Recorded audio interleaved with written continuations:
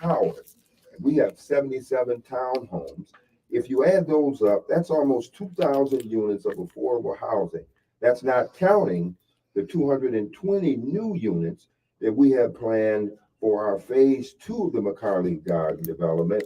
And that's what we want to talk a little bit about today on today's show. Okay, and Murray, we talk about affordable housing. We just had home on a little bit ago. I work with Push as well. So affordable housing is a big issue in Buffalo.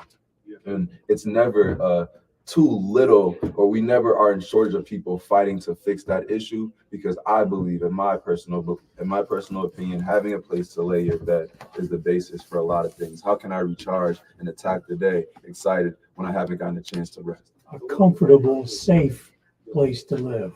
Right. Safe place to live. When we talk about affordable housing, is it for rent or is it to own?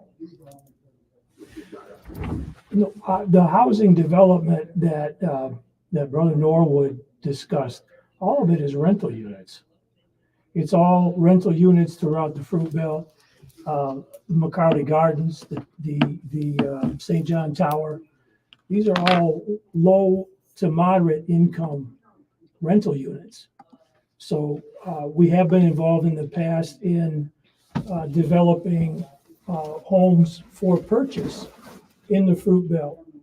But our primary focus now, as we go forward, is on affordable rental units for the community, safe and affordable and in good condition, renovated in the cases of those two developments, and more to come. Yes, and there was an article in the Buffalo News on February 20th that addressed the concerns that we have as far as affordable housing is needed desperately for our community as a whole. We are sitting in the fruit belt, in the heart of the fruit belt, and we need affordable housing for people to live in that neighborhood. And one word that you use a lot that was different from maybe other organizations I've heard was safe. How much does safe, affordable housing change the culture and develop a safe community? People have to feel safe in their homes. And for example, at McCarley Gardens, we provide security.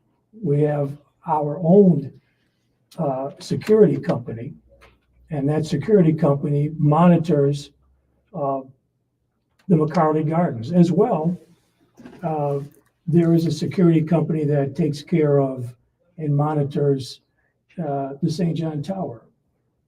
So safe in that sense. It's important for people to feel comfortable where they live.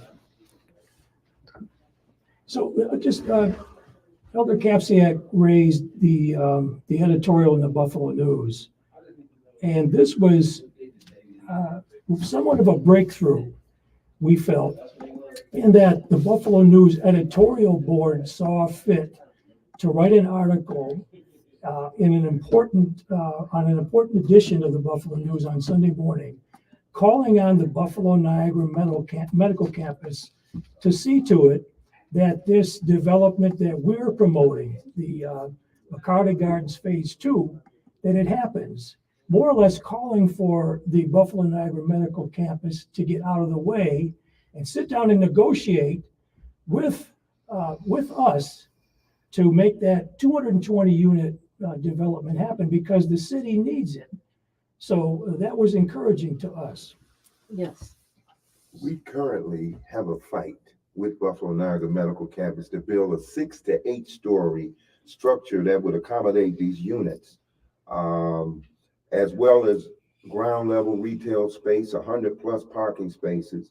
The project would reroute North Oak Street, which intersects with Ellicott and Virginia. The medical campus concerns have manifested 3 lawsuits. 2 are procedural, and the other one is negative. 2 are procedural on procedural grounds, and the other one is pending. But there's continued opposition to the project. The medical campus is saying that we, the Buffalo Black Billion, and our 2 churches, 2 campuses in 1 village, are intruding on their footprint. But they have that all wrong. That statement is wrong and all mixed up. It's the medical campus is a medical island. The Buffalo Niagara Medical Campus is intruding on our footprint. The medical campus sits in the fruit belt. The fruit belt does not sit in the medical campus.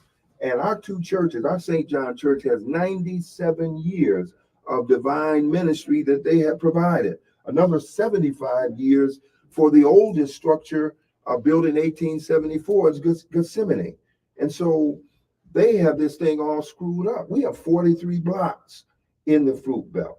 We're an economic engine. We have an investment in the medical corridor, and it's important for us to work together. That article that they're talking about indicates in the Buffalo News that we should work together, and we don't have any problems with them. We'd love to work together with them. In fact, we'd love to marry faith and medicine. We'd love to marry that if that's possible. And so what we're doing on March 8th at 3 o'clock to 5:45, we're asking the medical board and its CEO, Mr. Matt Entis, to come out and explain exactly what it is they're trying to do moving forward. We'd love to be able to work together with them, and then so that's where we're at with that. What time? 3 o'clock Where's to the location? 5:45 at the Frank E. Merriweather Library in Jefferson and Utica Street. So I'm hearing it clearly that we have an issue of corporations and faith organization and church and community having some differences about what direction they want to go. I believe that they have invested enough in our community that our community is not having a foot stake in the ground in those areas It's as okay. well. And so what I'm hearing is that UB seems to think that they can probably take something what they have now and turn it into Temple University and just buy up like they did in Philadelphia and places like that there. And then next thing you know, we still have poverty going in our area. You talk about safe neighborhoods, all that there in a pocket position, and then all of a sudden we see wealth and money just going by us. And so I believe that this is a great forum to have at the Merriweather Library, March the 8th, 2024, and let them come there to explain what their vision is, because actually when it came to the Fruit Belt Coalition and the other groups there, they asked you guys, could they come in? And now it seems like when dollars are pushed out there, they want to kind of like be the big bullies on the block. So we're not having that happen. We want our community to come out, and we want you to voice your opinions. And you can also call the station here and voice your opinion as well. But enough is enough, folks. We don't make the noise now, and then our children will be hurting in the future. So I have a question. As far as this forum is concerned, is this open? This is open to the public. I'm guessing it's not closed. Yes, it is. Yes. And have the guests from from Buffalo Niagara Medical Campus, have they been confirmed, or is that still some those confirmed? Is still something that you're waiting for to get kind of finalized if they're actually going to be there? A letter was sent out to their board and to the director.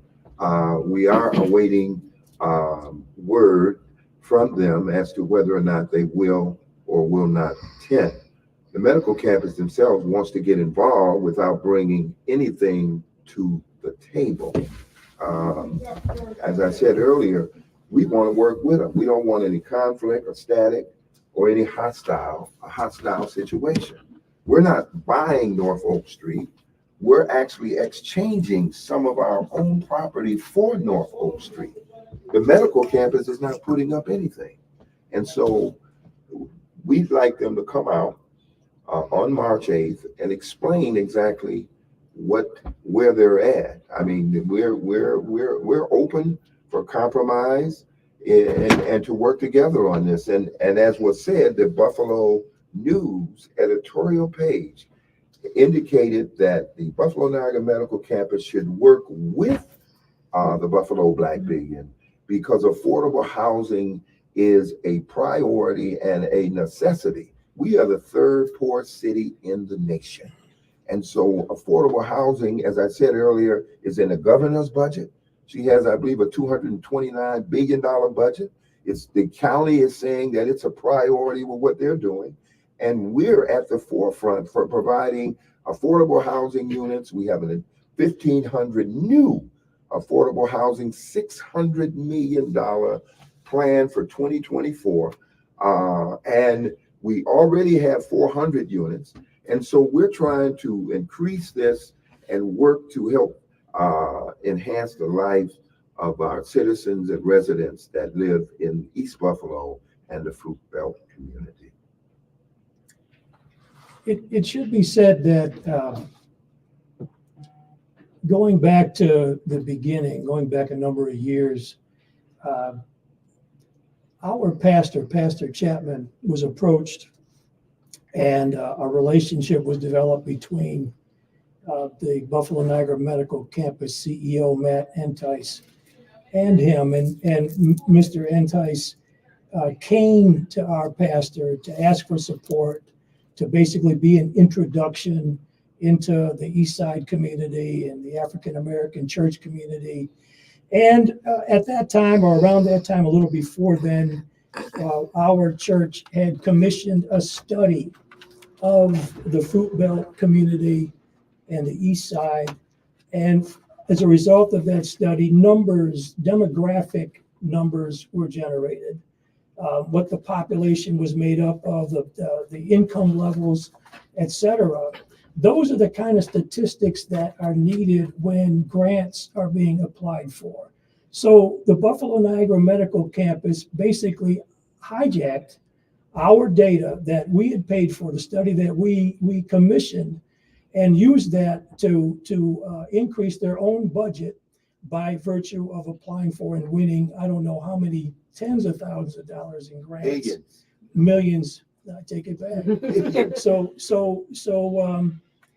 it really is. It's a form of imperialism, of colonialism. It's to use the resources of the community to turn around and then create the structure to exploit the community. And that's what we're seeing here. That's right. And if they're saying that they support us in this endeavor, then why do we have all of the controversy? Why can't we work together to accomplish what is better for our families? And as you know, post-pandemic, we have people that are being evicted. And as Elder Covington said, we need to make sure we have an environment for our families that are safe and conducive to living a wholesome life instead of friction. So why can't we come to the table and work together to make sure we accomplish these goals? Well, I think sometimes it comes down to the name that's on the plaque, right? People want to make sure that they are the ones that are attributed to it, right? They don't want to be co-inventors, they want to be sole inventors. So I think sometimes when it comes to, we're a capitalist society, people want to get ahead. Like I said, it's hard sometimes people to put those business things on the side to focus on bigger goals, because how I'm hearing it, hospitals are to help people, churches are to help people. So if both organizations want to help people, why are we struggling to help people? But like I said, I think sometimes that's a disagreement, but that comes down to communication, which you guys are trying to address. So after this event, I think we can maybe, when you guys come back home, because I think you guys will surely be back. When you guys come back home, we can talk more about that. But that's always the first step. So I think that that's going to be a good turnout. And I think that with the people around you guys, the people that you guys are bringing with you guys to the, not fight, but to the conversation, I think that it's definitely going to turn out favorable as the way you guys predict. So as far as other plans, right, we talked about housing. I know there's other things as well, other areas. Last time you guys were here, we talked about a market, and I don't know if that was St. John's specific or also with the Buffalo Black League, so you guys are intertwined. We talked about a market. We talked about enrichment for the youth, such as chess classes, tutoring, things of that nature. What are some other initiatives that the Buffalo Black Billion are working on outside of real estate that you guys would want to talk about? Well, the youth piece is key, because we have to embrace our youth. We have to prepare them for the future. The market will do that because you are not only dealing with everyday life in the classrooms, we're dealing with outside the classroom where they're involved with the market, they're involved in chess, voting, they're learning everything that is conducive to them being successful in the future. And we're focusing on students that have lower grade level. I know from experience in teaching special education that you embrace these kids that are not doing well in the classroom and provide them with project-based learning, that they are going to be successful. You will have lower rates of children getting involved in altercations. You'll have them working together. So my question is this here, is this here, if this project do take place, will there be an opportunity for our community of young folks to go into construction or to an apprenticeship program so they can be there to build the future of this piece that you guys are putting together? And one more piece with the medical campus, do we have a model to show what you guys are planning on putting here? Will that be at the meeting that's going to be taking place March the 8th, and some PowerPoint presentations to show what it would look like if you guys were there, and then that way we can have more information. Sort of like what kind of like should have took place when we did the 33 project. Those things need to be in place. Not just us coming there just talking, but showing some of the stuff of what it will look like, what the future look like, and who will be working those sites. The meeting for March 8th will encompass exactly what the Buffalo Niagara Medical Campus plans to do in collaboration or solely independent of the Buffalo Black Billion. Brother Holman, what you're talking about is something that will come up. That's coming up. In fact, we're going to have a press conference, I believe in April, regarding a $2 million renovation in our Gethsemane Missionary Baptist Church. In conjunction with the market, there is a large youth component there that will have swimming. We'll have a exercise network. There'll be gardening. There'll be a host of things going on. A bowling alley there, and all of that. The PowerPoint that you're talking about is going to come out at that time. Great. As far as the market is concerned, there was also kind of friction or restraint for years. Is there any advancement of that, or is it more of a focus on the real estate side and the affordable housing as of now? Well, it's all inclusive. So we are dealing again with our young people, and we have everything for the gardening project is set up at Gethsemane Baptist Church. And we have, thanks to Minister Ina Chapman, who had a connection with Cornell University in getting this started. So in addition to affordable housing, we want to empower our youth with the knowledge that they can move forward with fresh fruits and vegetables. That's crucial to their learning. And they will have hands-on with this. They'll be able to sell these products to the neighborhood. We've used the phrase or the term youth incubator, and the market project is designed to help train young people how to set up their own business and how to run it, using that as a base. And it's connected going forward. It'll be connected with McCarley 2, the development that we're attempting and we are working toward building on a corner of the property that the church owns, adjacent to the McCarley development. It belongs to the church. And on the bottom floor of that development, whether it's 6 or 8 stories, will be, I don't know how many thousands of square feet. 20,000. 20,000 square feet of retail space. So that's available to the community. And we're hoping to see some of the young folks that come through our program, help them to develop a vision that would, that could enable them to get one of those spaces and operate a business in that prime location. So that's the goal. All of that retail is really designed for the community to have the opportunity to interact with that medical campus where there are, is it 10,000 or 15,000 people go to work every day?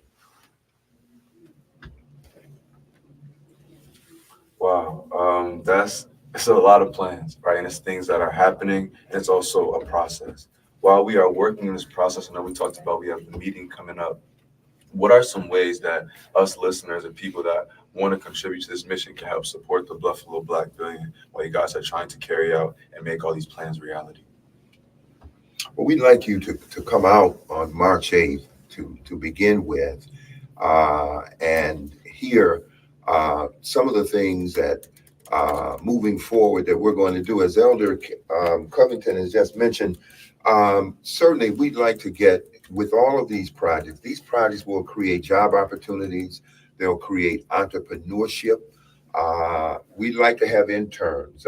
We'd like to have the very residents that live in McCarley right now. If they have families, if they have individuals that are 16 to 18 years of age, we'd like, as a part of the development, to have them to be able to take part. There are line items that are going to take place with the development: roofing, windows, doors, pre and post cleanup, culinary.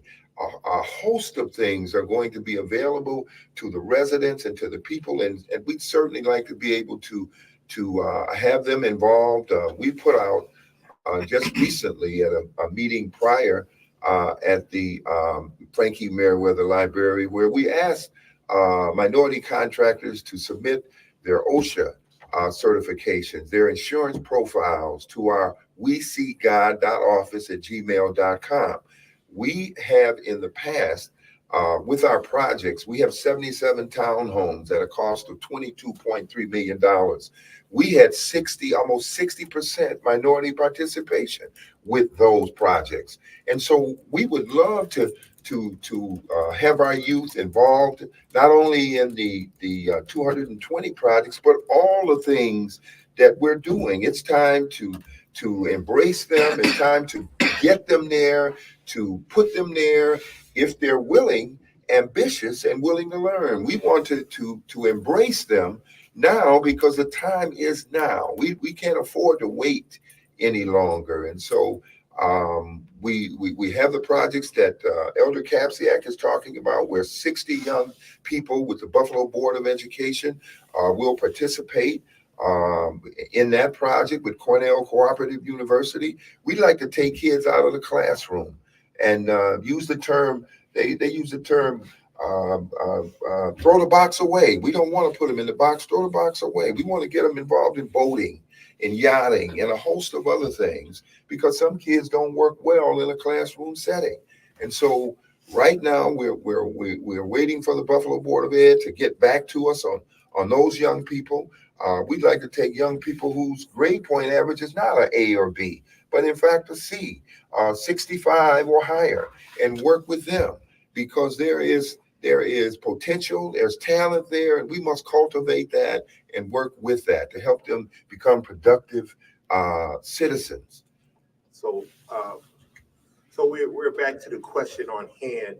How do we get in this mess with the medical campus and on the Black Buffalo Billions, when we all say we working together, and here we are now fighting for space and things like that there. And I believe that the negotiation was done a long time ago, and here we are now having to bring them to the table to fight some more, and especially when federal dollars and things like that they're coming into the city, and the resources that the Buffalo Black Billions is bringing. I believe you're bringing your own money into some of these projects and you getting red tape. What's up with that? I would, just to address a component of this, just to make it clear, the Buffalo Niagara Medical Campus, it's not like it's equal parts. The institution of the Buffalo Niagara Medical Campus Incorporated, it's not that it's equal parts the different healthcare providers on the campus. It isn't like Roswell Park and Kaleida all have an equal voice in how the BNMC functions. And in fact, we've wondered over the last several years whether or not the leadership of those two major healthcare providers really monitors or knows about what is being done on their behalf by the CEO of the Buffalo Niagara Medical Campus. Because we can't help but think that if they clearly understood what is being proposed, that 220 units of affordable housing in the smack in the middle of the medical campus, they would not oppose it if they clearly understood what is being proposed. And I don't want to cut you off. No. We're about to head to a commercial break, so we'll be right back after the commercial break. Thank you. We're still live on Facebook. What I was attempting to write out was, are there any other specific points you guys like to highlight on? I know we're kind of just bouncing on the surface now. So are there any other areas of direction you guys want to take it? Is some of the youth programming started already? Has it already started? Well, the gardening project has been in existence now for a few years. So maybe we should talk about some of the things that people can actively connect to right now with the young people, and then go into some of the other. Because I think it makes it real for them, like how they can register their students or adults who are participating in the gardening in the market that you already have. Right, and as was stated before, we're waiting the Buffalo Board of Education to give us the go-ahead with some of the kids that are in school there. We do have some students that we are actively involved. Okay. And have we been building a list of those who would want to participate, kind of like a waiting list? We have, it was supposed to be in our office. I'll check today when I leave here to make sure that's The young ladies that we were with in the studio here the the last time. lifesavers. The lifesavers. That's what it brings to mind, the Yeah. lifesavers. Yeah, they are very interested in being involved in the project. Yeah, so maybe we should talk about some things for right now, because that's hard sometimes for people to see the future, even though we know it goes up by really quick. And see, what is so important here is the fact that we need housing, like right now, for our people. UFO sports report. And we are back to the conversation with Jim Anderson show. We are joined again by the Buffalo Black Billion as well as Murray Holman. If you want to call in and join the conversation, you can call in and ask any questions or add a comment at 716-837-1112. As we left off, we were responding to some comments about the Buffalo Niagara Medical Campus and kind of the relations and how it got to the current state, as well as some other questions that were talked about over the break. So if you'd like to finish that point, you could, or we can go ahead and move to the Well, next. just to say that again, back to the editorial in the Buffalo News. It's not an article in the news that was written by a reporter. It's the editorial board, which is made up of some of Buffalo's more powerful people. And so when they make a decision to publish an editorial calling on these two parties to come together to work it out, that's a pretty important statement.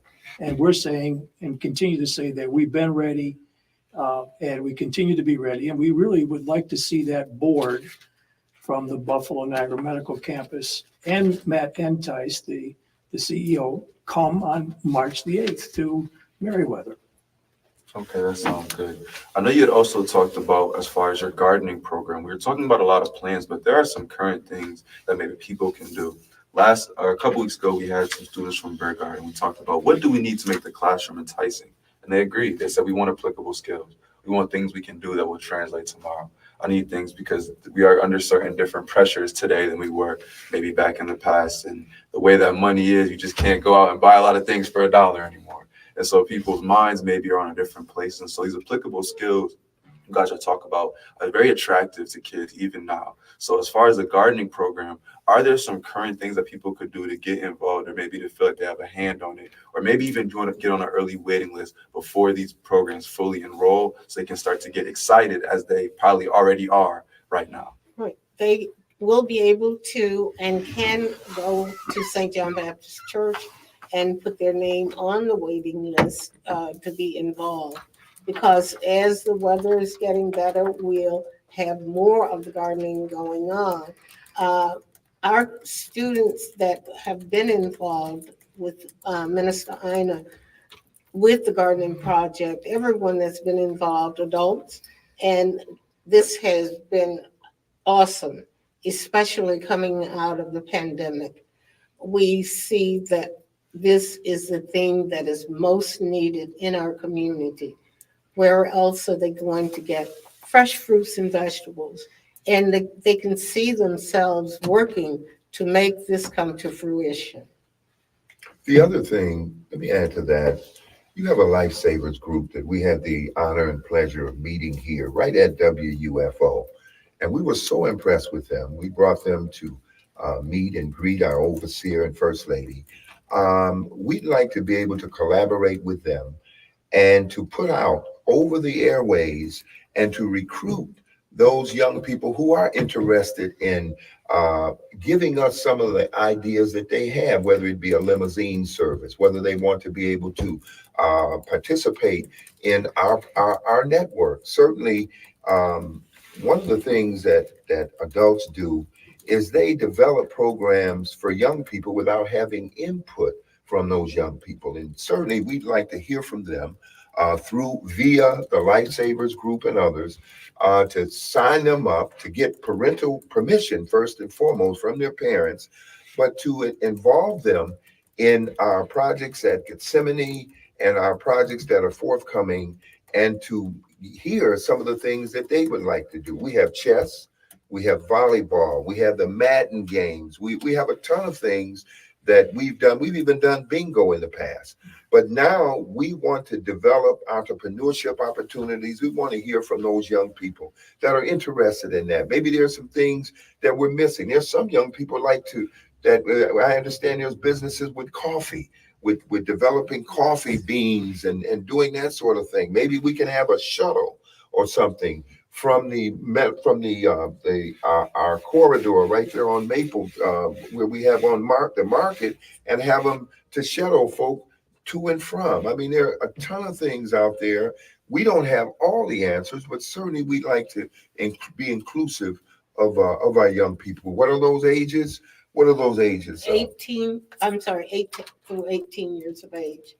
8 for the to month. 8 to 18. Yes. 8 to 18. That's a good age. So my question is to you about, you guys said you were having some feedback on the direction of the street. You saying that you guys were going to yield property for the medical corridor piece there. Can you explain that to our people that's listening in? Was it going to be the street changing direction, or what? Well, what was out of that conversation? Well, the street is North Oak Street. We asked to reroute North Oak Street. The medical campus has a problem with us doing it, but in fact, it's the exact same thing that they want to do. We're not asking to buy the land. We're asking to exchange some of our property for the land. And so therein are these 3 lawsuits. 2 of them are one is pending and 2 of them are on the books. And so currently we're waiting to receive word as to how that's going to pan out. We've had 2 negative declarations. A negative declaration saying that there is no issue with the debris and all of the emissions. It won't harm the public. That was in our favor. And so the planning board ruled in our favor twice. And then the medical campus comes back again and said, well, we're going to fight it again. And so the purpose of this forum is to have them to come out and say, look, what is it going to take for you to meet us in the middle here, to compromise on this, to work together? What do you want? we're not going to give up the street. And so what are your true intentions? This is some things that we try to do in our community when we talk to young men and young ladies when they out here in gang violence and mediation. We do these type of things, and if they can yield and say we're not going to hurt each other, how come we can't get the same response from corporate America? And that's what it's based on. I think it's going to be a great forum. I believe that we need to be looking at, and this is the shake-up part of the Jim Anderson show. We need some politicians there as well. April Baskin, county exec, the mayor, and other folks, Senator Kennedy. All these folks should get the invite as well to be there, either in support or not, because it seems like they probably already supported, but here we go now. They probably fading away, and they don't want to shake one side of the ship. You know what I'm saying, or lean the other way. So I believe that we need to put the invite to everyone in this community, and also some churches, not just in the Fruit Belt, but outside of the Fruit Belt area, to come there, because this is going to have to take place through our whole community of Buffalo, and this is how growth is going to be happening. I see a lot of developments happening here with churches and things like that there, but now we have to be about God's business. Absolutely. Third poorest city in America. That surprised me. I didn't know that's where we were at. I thought that we were doing a little better than that. I'm not gonna lie, but I think that housing, economic prosperity, all these are aspects that are complex, but it does take people coming to the table saying, this is what I can fix, this is what I'm confident I have the hand on. And though some people's contributions may be a little larger than others, a contribution is a contribution nonetheless. And it takes everybody to make that change happen. Let me just go ahead. No, it just should not be any conflict, because we're working for the good of all. And when working together, we can accomplish much. Housing is at a premium. It's at a premium, affordable housing. And so we want the public to know that it was the overseer, Pastor Michael Chapman, that fought to develop the Fruit Belt when this giant Goliath conglomerate was going to, in fact, move the entire piece out and make it a large parking lot. The overseer stepped in and said, I will develop the Fruit Belt. And so with that, we have the developments that we have currently moving forward. And so we're just trying to make sure that we're not involved in anything where they would just push our developments out of the way. We want to have affordable housing, and that's where we're at with this. I think that's a good stance to have. As far as other collaborations from affordable housing, are there other organizations as far as that are already working on affordable housing that you guys would like to hear and partner with as well? Or is this more of an insular, not saying insular, but more of a focused Buffalo Black Billion type of initiative looking forward into the future? Well, we've just been informed that there is a symposium that's being held tonight, in fact, at the M&T, hosted by Dr. Henry Lewis Taylor of the UB Urban Planning Department, where 5 neighborhoods are going to be selected in a demonstration project throughout the city of Buffalo. And so they're going to explain that. I don't have all of the particulars, but that's going on tonight. Our own Elder Capsiak is going to be attending that meeting. And so, yes, to answer your question, there are other collaborations that we're yet to hear about and we're looking to work with that are taking place. This is 5 neighborhoods that are going to be selected through this symposium, and the criterion for consideration is going to be explained this evening I believe it's 6 to 8 o'clock at 955 Main Street, the M&T Auditorium. And so can you speak, you have some of the information right there. The information that I have is what you just stated. The title of it is How We Change the Black East Side. And it's a symposium, and it's a panel set up with 5 individuals. And hopefully we'll be able to come out of that symposium with some answers as well. That's why I think Buffalo is hard. I don't know I didn't even know this was happening. I think that these are the things that people need to be at. It's important to be informed because when we are informed, when it's on our mind, we're having conversations about it over the dinner table. When we're talking about it at the water cooler, at the time clock, that's how these changes become real. It's about being applicable.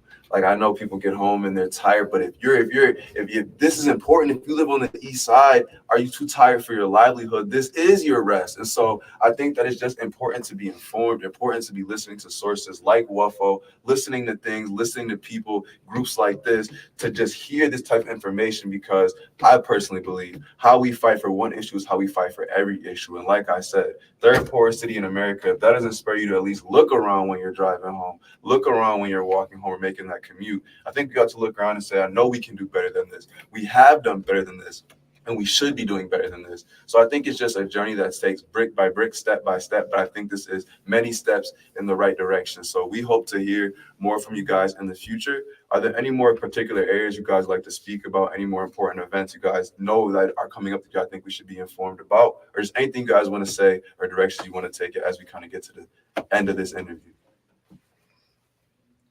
Well, all I have to say is communication is key. And if we communicate with each other, share ideas on how we can move forward, don't take the approach that we are not going to allow you to move forward with the plans that you have in place. And as we continue to celebrate Black History Month, I would be remiss if I didn't say that it's about Black genius and Black excellence. This fight is not ours, it is the Lord's. And speaking, if I may, about Black excellence, the developer, the head developer of the Buffalo Black Billion is our pastor, Minister Michael Chapman. He's the head developer, and it's out in the public. Some folks may have the impression that McCarley was redeveloped by BFC partners, our development partners. But that project, these developments are being led by a key African-American spiritual leader in this community. So this is, if I may say so, this is Black excellence. This entire project that we're moving forward is Black excellence. Black excellence isn't always I think people had this idea back in the day that Black excellence was gentle or a pushover, but it's excellent, meaning we're going to fight for excellence. We deserve the best, and we're going to now take the best. I think that's just a different mindset that we're coming around to. It requires the knowledge of the elders, fueled by the energy of the youth to get there. But I think that the mindset is changing, and that's where we want to get to. As we get to the last couple of minutes, Murray, is there anything you want to leave us out as we're ending Yes, up today's conversation? I want to definitely leave us out with this here, that WFO will sponsor the trip to Detroit, Michigan. They're going to be going to the museum down there. They're looking for sponsors to actually pay for our young youth to go on this trip. It takes place April the 10th, 8 a.m. and they'll depart here at this location. And then they're going to return leaving out of Detroit at 8 p.m. But we're looking for sponsors to call the station and sponsor a kid or two. I am going to be going on the trip as well, and others to mentor to them. They're going to be going right into the Black, where Motown started from. We're going there with the Sheila Brown and others. So if you want to call the station and then do your donation and let these young folks see history and the makings and see how they sample music and all that there and where it all started from. And so, folks, I like this panel. I want to respect this panel today and let you know that we're going to get some things accomplished when we all work together. So let's please put our prayers out to all our family members. And one special prayer for the young man that just lost his life on Reed Street. We want to send a special prayer to Edward Holmes that was involved in this shooting.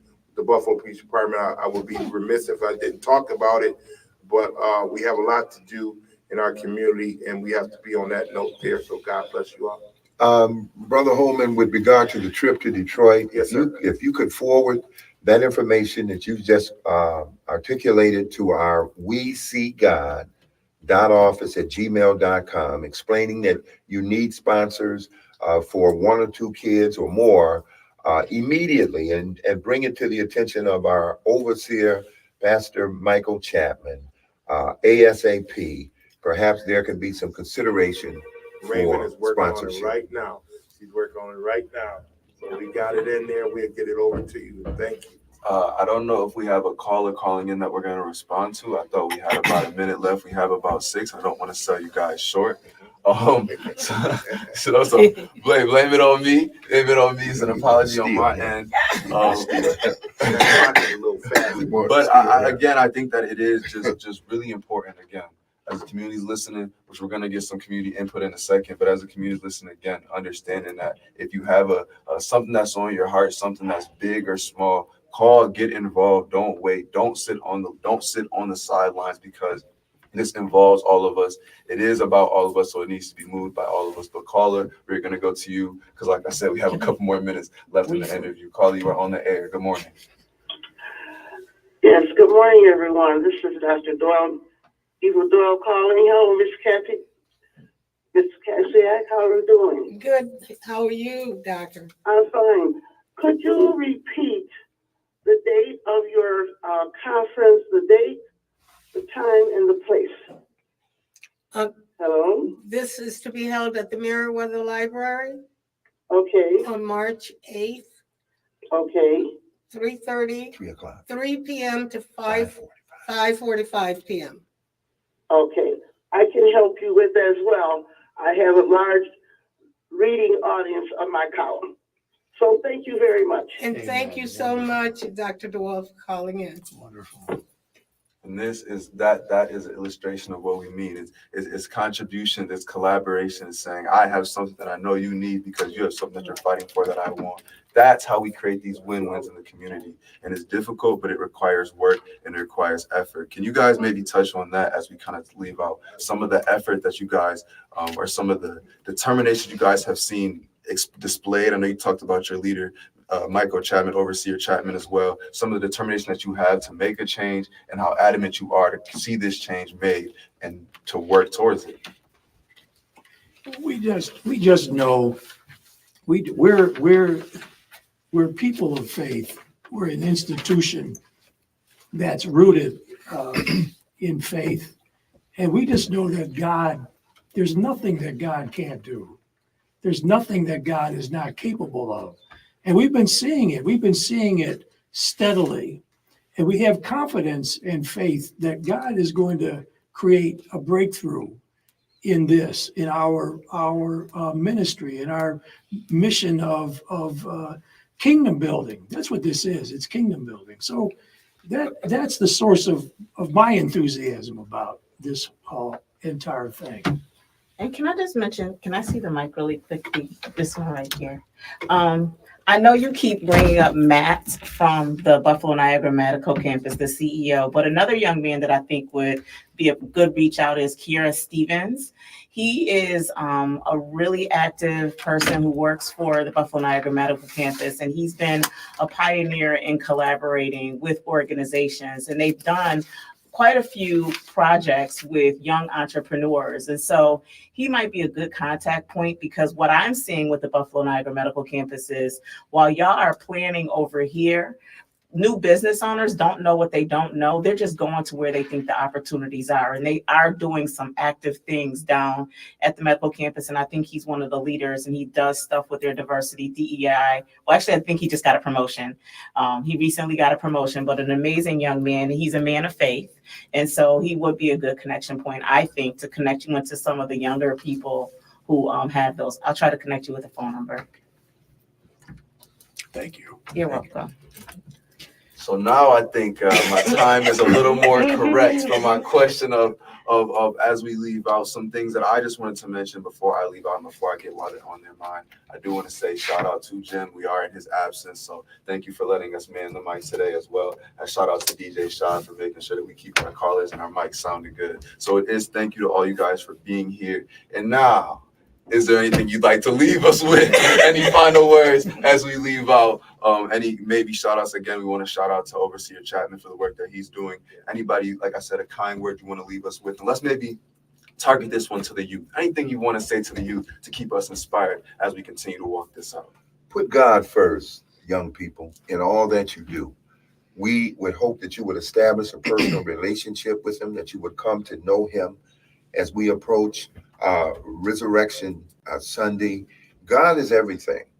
And he brought us to this point in our lives. We made it this far by his love, mercy, grace, and favor. And so as we move forward in this life, we hope that you will discover and develop a relationship with our Lord and Savior, Jesus Christ. And to our young people, set your goals. Don't let anyone or anything interfere with what your ultimate goal is, and to always know that God is in charge and he is the one that can get you where you want to go. I second those emotions. And I thank you again. Thank you, Mom, for joining us and giving us that insight and creating that connection. We'll see you guys next week. Stay safe and God bless. Thank you, Buffalo. We want to steal